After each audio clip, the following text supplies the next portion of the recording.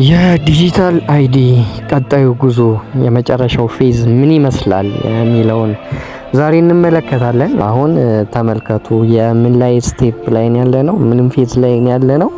የሞባይል አፕሊኬሽን ሁሉ ፌዝ ላይ ደርሰናል። ፕላስቲኩን ካርድ አልፈናል። ሶ በዚህ ሞባይሉ ፌዝ ላይ ምን ይሆናል? አሁን መንገድ ላይ ድሮ ስትጠየቁ ካርድ ምናምን አውጥታችሁ ነበር የምታሳዩት።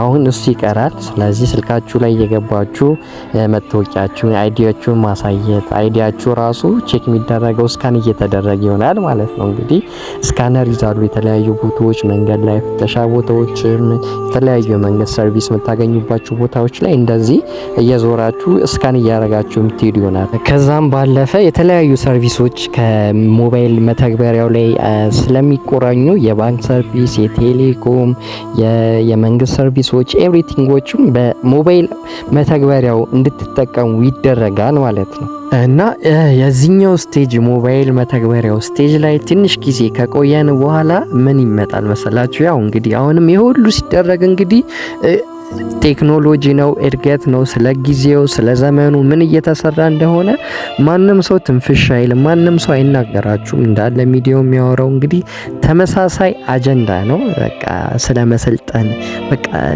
ኔክስት ሌቭል ላይ ስለመድረስ ነው የሚወራው፣ ስለ መዘመን ነው የሚወራው። እንደዚህ እያለ ይቀጥላል። ከዛ በኋላ ምን ይሆናል? ይሄ ሞባይል መተግበሪያው ሰዎች ስልካቸውን ቢያጡ፣ ስልካቸውን ቢዘረፉ አክሰስ ለማድረግ ድጋሚ አይዲያቸውን ለማግኘት ብዙ ሰዓት ይፈጃል፣ አስቸጋሪ ይሆናል እና ስልካቸውንም የጣሉ ሰዎች የማንነትም አይዲያቸውን በመጠቀም ሀክ ለማድረግ ቅርብ ናቸው በሚል ስም ወደ ቀጣዩ ስቴፕ እንሸጋገራለን። ምን ብለው ይመጣሉ እንግዲህ ኔክስት መሸጋገሪያው ስቴጅ ምን ይሆናል? ይሄ ፓልም ፔ ይሆናል ማለት ነው። እና ይሄ አዲስ ቴክኖሎጂ ነው። ኦልሬዲ እነ አሜሪካና ቻይና ላይ ኦልሬዲ እየተሰራ ይገኛል በከፊል ማለት ነው። ይሄ ሲስተም ምንድነው? ባዮሜትሪክ ሲስተም ነው። ኦልሬዲ አሁን የእጃችሁ አሻራ አላችሁ አይደለ? እንደውም የፊታችሁም የአይናችሁም ልዩ የሆነ የራሳችሁ ብቻ የአይናችሁ ስካን አላችሁ እና ያን ስካን የእጃችሁን አሻራና የአይናችሁን ስካን በመጠቀም እንግዲህ ክፍያና ግብይት የሚፈጥሩበትን ሲስተም መዘርጋት ይሆናል ማለት ነው። ስለዚህ ካርድ ያስፈልጋችሁም፣ ስልክ ያስፈልጋችሁም፣ ዋሌት ያስፈልጋችሁም ማለት ነውና ተመልከቱ። ይሄ የትራንዚሽን ፌዝ ነው። እንግዲህ ኔክስት ወይ ፋይናሉ ወደ ሰውነት ላይ ወይ ግንባር ላይ እጅ ላይ የሚቀበረው ከመምጣቱ በፊት ይሄ እንግዲህ መሸጋገሪያው ፌዝ ነው። በዚህ ይሄ በፓልም ስካኒንግ እና ይሄ የአይሪስ ሪኮግኒሽንን በመጠቀም ምን ያለማምዱናል ማለት ነው። ሰውነታችንን እንደ ፓስወርድ መጠቀም እንደምንችል አያችኋ። አሁን ሲታይ ኩል ፊውቸር ይመስላል። ሰው ቀድሞ በዚህ ይለምዳል፣ በዚህ ያያል እና በዚህም ሲስተም ምን ያደርጋሉ? ኖርማላይዝ ያደርጉታል ሰውነታችሁን እንደ አይዲ መጠቀም ማለት ነው። እንግዲህ የአይናችሁ አሻራ አይዲ ይሆናል፣ የእጃችሁ የጣታችሁ አሻራ አይዲ ይሆናል ማለት ነው። እንግዲህ አይናችሁን ስካን አድርጎ የእጃችሁን ስካን አድርጎ ክፍያ እንድትፈጽሙ ያደርጋል ማለት ነው። እና ይሄ ሲስተም ኦልሬዲ ቻይና ላይ እየተሰራበት ይገኛል። እኛ እዚህ ገና አፕሊኬሽኑ ላይ ነን አይደለ? ሞባይል መተግበሪያው ላይ ነን። ቻይና እዛ ላይ ናቸው ኦልሬዲ እና የቀራቸው ሰውነት ላይ የሚዋሃደው የሚቀበረው ነው የቀራቸው። አሜሪካም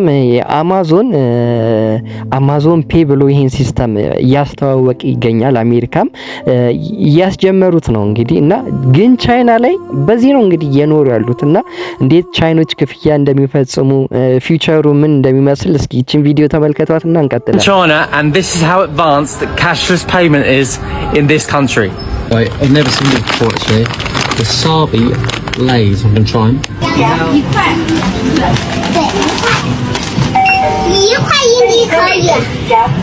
Right, so now I'm going to pay for it. I've left my phone and my card at home. I actually got nothing.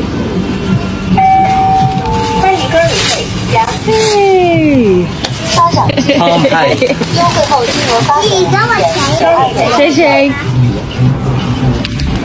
Look at that, how crazy. Mate, this country is blowing my mind. It's paid with my palm. No phone, no card or nothing needed. How clever is that? That is literally one of the best things I've ever seen. China, I live in so far in the future, it's uncomprehendable. እና እንደነዚህ ሰዎች ብሬኖች ተደርጋችሁ እንግዲህ እያላችሁ ትቀበሉታላችሁ ማለት ነው። ቻይና ምን አይነት ታይም ላይ ነው ያለችው? ምን አይነት ቴክኖሎጂ ነው? ካርድ የለ፣ ስልክ የለ፣ ምን የለ፣ በእጄ ብቻ ከፈልኩ እያላችሁ እያሞገሳችሁት እንግዲህ ሲስተሙን ትቀበሉታላችሁ። ይሄ ነው እየተሰራ ያለው። እንግዲህ ኔክስት ፌዙ ይሄን ይመስላል። ይሄ እንግዲህ የሰውነትን እጅንና አይንን እንደ ፓስወርድ የመጠቀም ስቴጅ ነው። ኔክስት ከፋይናሉ ሰውነት ላይ ከሚዋሃደው ፊት ያለ ስቴጅ ነው ማለት ነው። ሰውም እያያችሁ ነው እንዴት እንደሚቀበለው።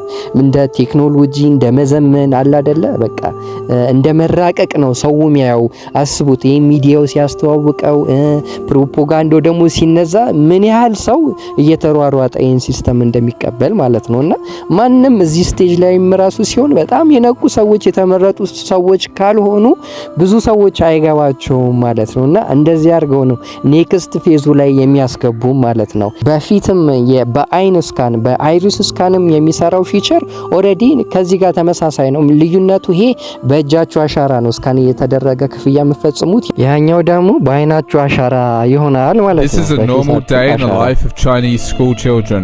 Biometric scans using facial recognition to enter the school premises and begin the school day. This seems like something out of a dystopian sci-fi film, but for Chinese school kids, this is an everyday reality. These days, many people are using smartphone payment systems instead of taking out their wallets, right? But now you don't even need to pull out your smartphone or open an app. Facial recognition payments, which can process transactions in just 1 second, are gaining attention. At a convenience store, the payment is completed instantly when you show your face to the terminal. Once you've registered your face and payment method in advance, you can make a purchase with facial recognition in just a second. While it might take around 10 seconds to pull out a card or open an app and go through the authentication process, this method takes just 1 second. It seems like people are finding it fascinating. Initially, I believed it would be a hassle, but I discovered it to be considerably more convenient than I had anticipated. The lines are surprisingly quick, making it quite helpful. ኔክስት የምናልፍበት ስቴጅ ይሄን ይመስላል። እንግዲህ የፓልም ፔ በእጅና በአይናችሁ አሻራ በአይሪስ ስካናችሁ እንግዲህ በፊታችሁ አሻራ የሚደረግ ክፍያ ይሄን ይመስላል። ከዛ በኋላ እዚህ ስቴጅ ላይ ትንሽ ከቆየን በኋላ ወደ ፋይናሉ ደግሞ ወደ መጨረሻው የሰውነት ላይ የሚገባው ከሰውነት ጋር የሚቆራኘው እንግዲህ የመጨረሻው ፋይናል ስቴጅ ላይ እንደርሳለን ማለት ነው። አሁን ምን ብለው ይመጣሉ መሰላችሁ? አሁን ይሄ ውጫዊ ባዮሜትሪክስን በመጠቀም ክፍያዎችን ስናደርግ ይሄ ፔመንት ሲስተሙ ሊታለል ይችላል፣ ሀክ ሊደረግ ይችላል። ስለዚህ በሰውነት ውስጥ የተቀበሩ ቺፕስ ግን ለመጠለፍ ሀክ ለመደረግ አስቸጋሪ ናቸው፣ በዛ ላይ ምቹ ናቸው። እስካን ማድረግ አያስፈልግም፣ ቺፕሱ ሁሉንም ስራ ያቀላጥፋል ይላሉ ማለት ነው። እጅ ወይም አይንን የምታቀርቡበትን ስነ ስርዓት ያስወግዳል። እንዲሁም ቺፕሱ ክፍያዎችን ከጤና መረጃዎች፣ ከዲጂታል መታወቂያ እንዲሁም ከሌሎች ከሙሉ ሰርቪሶች ጋር ያገናኛል ብለው ወደ ሰውነት ቀበራ ስቴጅ እናልፋለን ማለት ነው። እና ተመልከቱ አሁን ይሄ እዚህ ስቴጅ ደረስን ማለት ይሄ የመጨረሻው ስቴጅ ነው። በዚህ ስቴጅ ላይ ተሳታፊ ሆናችሁ ማለት ራሳችሁን ከሰይጣን ጋር እንዳቆማችሁ ነው የሚቆጠረው። እግዚአብሔርን እንደካዳችሁ ነው የሚቆጠረው። ይህ ማለት ሰውነት ላይ የሚቀበረው ምልክት ታማኝነትን፣ ተገዥነትን ይወክላል። የመጨረሻው የታዛዥነት ምስክር ነው። በዚህ አገዛዝ ውስጥ ለመኖር ለመቆየት ለስርዓቱ እገዛለሁ፣ እታዘዛለሁ እያላችሁ ነው። ይህ የአካላዊ መንፈሳዊም ተገዥነት ነው ማለት ነው። እግዚአብሔርን ለሚክድ ስርዓት፣ ከእግዚአብሔር ጋር ተቃራኒ ለሆነ አገዛዝ እየተገዛችሁ ትእዛዙን እየተቀበላችሁ ነው ማለት ነው። ሰውነት ላይ የሚቀመጠው ምልክት የመጨረሻው የሲስተሙ የታማኝነት ማህተም ነው ማለት ነው። Last year, Wisconsin-based company 3 Square Market announced its plans to install rice-sized microchips in its employees. The implants can be used to scan into the office building, to purchase food at work, and to log into the computers there. An office in Sweden is taking wearable technology to the next level by implanting microchips into their staff. Yes, that's right. The newly opened Epicenter office complex in Stockholm is offering workers the chance to be chipped under the skin of their hands. እና የመጨረሻው ስቴፕ እንግዲህ ይሄን ይመስላል። ሰውነት ላይ የሚቀበር ይሆናል። ከዚህ ስቴፕ ላይ ስንደርስ እንግዲህ የትም ማምለጥ አይቻልም። እንዳለ ያለው ሲስተም ራሱ መጀመሪያ ላይ እንደምን ይሆናል? እንደ ሪኮመንዴሽን ይሆናል፣ እንደ ፍቃደኝነት ይሆናል። ከዛ በኋላ ግን አስገዳጅ ይሆናል። ተመልከቱ አሁን እዚህ ስቴጅ ላይ ስንደርስ አንደኛ እንደ ማይክሮቺፕ ሲሆን እና እጃችሁ ውስጥ ላይ የሚቀበር ነው የሚሆነው ማለት ነው። እንግዲህ ትንሽዬ የሩዝ ፍሬ የምታክል የግሪን ሳይዝ ያላት እንደዛ የምታክል በሱ አይነት ፊቸር የሆኑ በእጃችሁ ላይ አንድ ይቀበራል። ሁለተኛው ደግሞ ምንድነው እንደ ባዮሜትሪክ ታቱ ሆኖ ሰውነታችሁ ላይ እንደ ግንባራችሁ ላይ ነው የሚሆነው። ያ እንደ ታቱ ነው የሚሆነው። ያ ቁጥር እንግዲህ በማሽን ሪዴብል ነው እና ሙሉ የእናንተን ማንነት ያዘ የእናንተን ቁጥር ሁሉ ዳታችሁን የያዘ ቁጥር አለው እና እስካን ሲደረግ እንግዲህ ያን የሚያነብ ቁጥር ነው ማለት ነው። እንደ ፔመንትም ኤቭሪቲንግ አክሰስ ማድረግ ትችላላችሁ። ይሄ ሁለተኛው ኦፕሽን ነው። ሶስተኛው ምንድነው? የኒውራል ሊንክ ነው። እነ ኤሎን ማስክ እንግዲህ የዴቨሎፕ ያደረጉት ሲስተም ነው። አሁን ምን ያደርጋሉ መሰላችሁ? ይሄ የመጨረሻው ስቴጅ ነው። ተመልከቱ። ከዚህ ስቴጅ በኋላ ምንም አይነት ሌላ ሲስተም የሚመጣ ነገር የለም። ይሄ ሲስተም አንደኛ ቀደም መጀመሪያ ላይ እንዳልኳችሁ እንግዲህ ለሲስተሙ ተገዢ መሆናችሁን ብታረጋግጡበት ምልክት ማህተም ነው። ሁለተኛ ደግሞ ይሄ አሁን የሰው ልጅን እንግዲህ እግዚአብሔር ሲፈጥረን በሱ አምሳል ተደርገን ነው፣ በአምላክ አምሳል ነው የተፈጠርነው የሰው ልጅ እና ሐሳባቸው ምንድነው እንግዲህ ይሄ የሰው ልጅ እግዚአብሔር የሰራውን የሰው ልጅን ኮራፕት ማድረግ ነው። እንግዲህ ይሄ ትራንስሂውማኒዝም አጀንዳ አለ አይደለ? የሰው ልጅ ከማሽን ጋር እንግዲህ መርጅ ማድረግ ማለት ነው። አንድ ላይ የመደባለቅ ስራ ነው እንግዲህ ማለት ነው። ሶ እና አሁን ኤሎን ማስክ ምን ያሉ ይመጣል? አሁን ስታዩ ከላይ ሀፋፍ ናቸው። አሁን በትንሽ ጎኑ መልካም ነገር እየተናገሩ ምናምን ለሰው የሚያዝኑ ይመስላሉ። ግን ሪል ማንነታቸው እነሱ ዋኖቹ እንግዲህ የእሱን ስራ የሰይጣንን ስራ አስፈጻሚ የቀኝ እጅ ናቸው። ምን ብለው ይመጣሉ መሰላ? አሁን በቃ ይሄ የኒውራል ሊንክ ብዙ አይነ ስውሮችን እንደውም ፓራላይዝድ የሆኑ ሰዎችን መራመድ ያቃታቸውን ሰዎች ይሄን ከጭንቅላት ጋር በማገናኘት እንግዲህ እንደ አዲስ አይነ ማየት የተሳናቸው ሰዎች ማየት እንዲችሉ ያደርጋል። እንደውም መንቀሳቀስ የሚያቅታቸው ሰዎች መንቀሳቀስ እንዲችሉ ያደርጋል ተብሎ ይመጣል ማለት ነው። እና የተወሰኑ ሰዎች ድነው ሲንቀሳቀሱ ያሳያሉ። ብዙ ዘገባ ይሰራበታል እና በቃ ሰውም ያን ሳይ ብዙ ሰው በቃ አለ አይደለ ይደሰታል።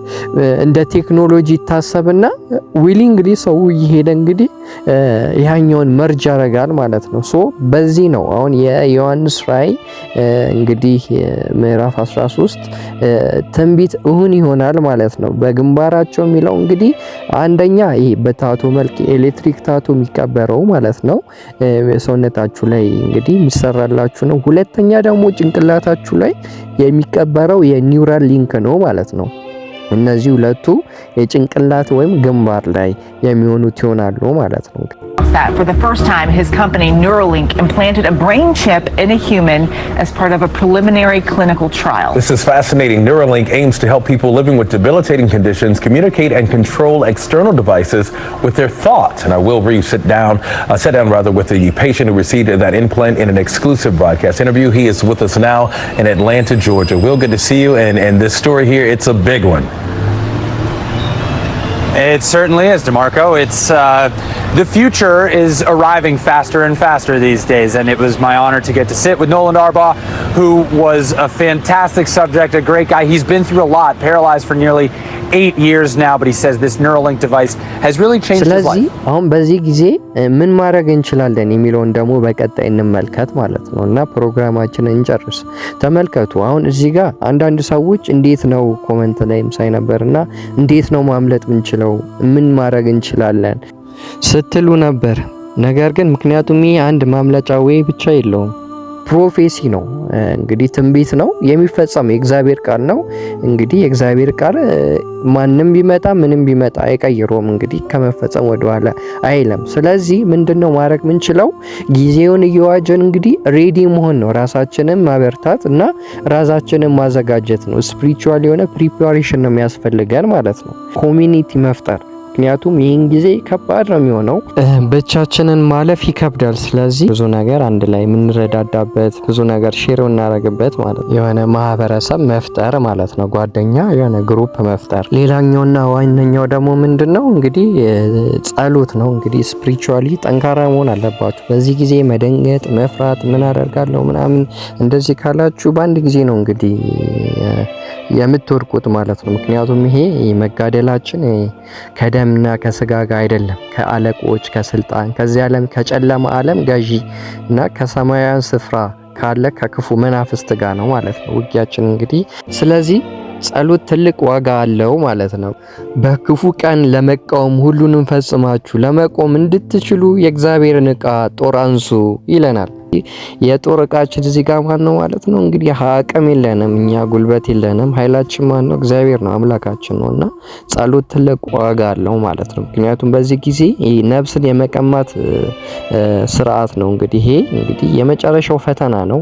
ሰውነታችሁ ሊያጎሳቁሉት ይችላሉ፣ ሊያስርቧችሁ ይችላሉ፣ ልትታሰሩ፣ ብዙ እንግልት ሊመጣባችሁ ይችላል። ግን ያ ሁሉ ጊዜ ነው፣ ስቃዩም መከራውም ጊዜ ነው። ያቺ ጊዜ ካለፈች በኋላ ዘላለማዊ ደስታና ህይወት ነው የምታገኙት ማለት ነው። በዚህ በዮሐንስ ራእይ ላይ ምዕራፍ 14 ከቁጥር 9 እስከ 11 ስታነቡ ያን ቁጥር ያን ምልክት የተቀበሉ ሰዎች ምን አይነት ነገር እንደሚደርስባቸው፣ ምን አይነት ፈተና፣ ምን አይነት ቅጣት እንደሚቀጡ ይናገራሉ በግልጽ ማለት ነው። ለአውሬውና ለምስሉ የሚሰግዱ በግንባሩም ወይም በእጁ ምልክቱን የሚቀበል ማንም ቢኖር እሱ ደግሞ በቁጣው ጽዋ ሳይቀላቀል ከተዘጋጀው ከእግዚአብሔር ቁጣ ወይን ጠጅ ይጠጣል። በቅዱሳን መላእክት በበጉ ፊት በእሳት በዲን ይሰቃያል። የስቃያቸውም ጢስ ለዘላለም እስከ ዘላለም ድረስ ይወጣል። ለአውሬውና ለምስሉም የሚሰግዱ የስሙንም ምልክት የሚቀበሉ ሁሉ ቀንና ሌሊት እረፍት የላቸውም ይለናል። አያችሁ፣ ይሄ ዘላለማዊ ቅጣት ዘላለማዊ ፓኒሽመንት ነው ማለት ነው። እንግዲህ እረፍት የሌለው ስቃይ ነው የሚደርስብን ማለት ነው። በተቃራኒው ደግሞ የዮሐንስ ራእይ ምዕራፍ 15 ከቁጥር 2 እስከ 4 ላይ ስታነቡ ስለምንድን ነው የሚያወራው? እንግዲህ ይህን ሲስተም ሪጀክት አድርገው እንግዲህ ምድራዊ ስቃይ ሰውነታቸው ላይ ሰፈሪንግም ቢያገኙ ግን እነዚህ ሰዎች ለቁጥሩን ያልተቀበሉና ለሲስተሙ ያልተገዙት ሽልማት እንደሚሸለሙ ትልቅ ሪዋርድ ከእግዚአብሔር እንደሚሰጣቸው ይናገራል ማለት ነው። በአውሬውና በምስሉ በስሙም ቁጥር ላይ ድል ነስተው የነበሩ የእግዚአብሔርንን በገና ይዘው በብርጭቆ ባህር ላይ ሲቆሙ አየው። ሁሉን የምትገዛ ጌታ አምላክ ሆይ ስራ ታላቅ ድንቅ ነው። የአሕዛብ ንጉሥ ሆይ መንገድህ ጻድቅና እውነተኛ ነው። ጌታ ሆይ የማይፈራህ ስምህን የማያከብር ማን ነው? አንተ ብቻ ቅዱስ ነህ። የጽድቅም ስራ ስለተገለጠ አሕዛብ ሁሉ ይመጣሉ፣ በፊትህም ይሰግዳሉ እያሉ ያመሰግናሉ፣ ይዘምራሉ ማለት ነው በደስታ። እንዲሁም የዮሐንስ ራእይ 20 ምዕራፍ 20 ከቁጥር 4 እስከ 6 ላይ ስትመለከቱ ይህ ምዕራፍ ምንድነው የሚያወራው? እንግዲህ በዛ ጊዜ እንግዲህ ለሲስተሙ አልገዛም ያሉ ምልክቱን ያልተቀበሉ እና ተሰቃይተው የተገደሉት የሞቱት ሰዎች አንገታቸውም የተቆረጡት ሰዎች ያ ሲስተም ካለቀ በኋላ እንግዲህ ይህ አገዛዝ ለ7 ዓመት ነው የሚሆነው ይሄ ቢስቱ ሲስተም። ያ ሲስተም አስጨናቂው ጊዜ ካለቀ በኋላ ምንድነው የሚሆነው? እንግዲህ የመጨረሻው ፋይናል ዋር አለ ማለት ነው። ሰፓሬትሊ እናየዋለን። ይሄ አርማጌዲዮን የሚባለው ማለት ነው። ሰይጣን እንግዲህ ያሉትን ሲስተም እንዳለ የዓለም ሀገራትን ሰብስቦ ለመጨረሻ ጊዜ እግዚአብሔር ጋር ይዋጋል ማለት ነው። ከእግዚአብሔር ጋር አንድ ጦርነት ለማድረግ ይነሳል። ከዛ በኋላ እዛው በቅጽበት እሱም ሰራዊቶቹም አንድ ላይ ይደቁና እንግዲህ ወደ ባህል ይጣላሉ፣ ይሞታሉ ማለት ነው። ወደ ዘላለማዊ ፓኒሽመንት ወደሚያገኙበት ቦታ ይሰጣሉ። ከዛ በኋላ ግን በዛ ሲስተም ላይ እምቢ ብለው የሞቱት አሸናፊዎቹ ማለት ነው እንግዲህ እስከ መጨረሻው ድረስ የታመኑት ሰዎች ከሞት ይነሱና ከዛ በኋላ እንግዲህ የመጨረሻው ፍርድ አለ አይደለ? የመጨረሻው ፍርድ ከመኖሩ በፊት ያ ሲስተም ካለቀ በኋላ ከክርስቶስ ጋራ 1000 ዓመት ይኖራሉ ማለት ነው። እንግዲህ ከዛ በኋላ ከፍርዱ በፊት 1000 ዓመት ጊዜ አለ ማለት ነው። ዙፋኖቹንም አየው፣ በእሱም ላይ ለተቀመጡ ዳኝነት ተሰጣቸው። ስለ ኢየሱስ ምስክር፣ ስለ እግዚአብሔር ቃል ራሳቸው የተቆረጡባቸው ሰዎች ነፍሳት ለአውሬውና ለምስሉ ያልሰገዱት ምልክቱንም በግንባራቸው በእጃቸው ላይም ያልተቀበሉትን አየው። ከክርስቶስ ጋር 1000 ዓመት ኖሩና ነገሱ። የቀሩት ሙታን ግን 1000 ዓመት እስኪያልፍ ድረስ በህይወት አይኖሩም፣ ይህ የፊተኛው ትንሣኤ ነው ይላል እንግዲህ ማለት ነው። አያችሁ ተመለከታችሁ። ይሄ እንግዲህ ፌዝፉል ሆነው እስከ መጨረሻ የሚኖሩት እንግዲህ መጨረሻ ላይ የሚሰጠን ሪዋርድ ነው ማለት ነው። ለማርኩ ያልተቀበለ ለሲስተሙ ያልሰገደ ይሄን አይነት እንግዲህ ሪዋርድ ያገኛል ማለት ነው። ስለዚህ ይሄን ይመስላል ወደፊት የሚኖረን ጊዜ ማለት ነው። እንግዲህ አሁን መጽሐፍ ቅዱስ ቃል ምን እንደሚል አሳይቻችኋለሁ።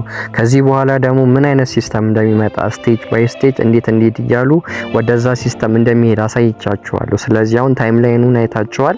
ጊዜውን እየዋጃችሁ እንግዲህ የሚመጡት ነገሮች እንግዲህ ቆም ብሎ መመርመር ነው ማለት ነው። ስለዚህ ፋይናል ያ ስቴጅ ላይ ሲደርስ እንግዲህ ምርጫችሁን ታረጋላችሁ ማለት ነው። ያን ነገር እንግዲህ ሪጀክት ማድረግ ነው። ስለዚህ አሁን ቅድም ያልኳችሁ ኮሚኒቲ ቢኖር እርስ በርስ መተጋገዝ ይኖራል። አንዱ የተቸገረውን አንዱን መርዳት ይኖራል። ያ ሲስተም አንዴ ሲመጣ አስገዳጅ ነው የሚባለው።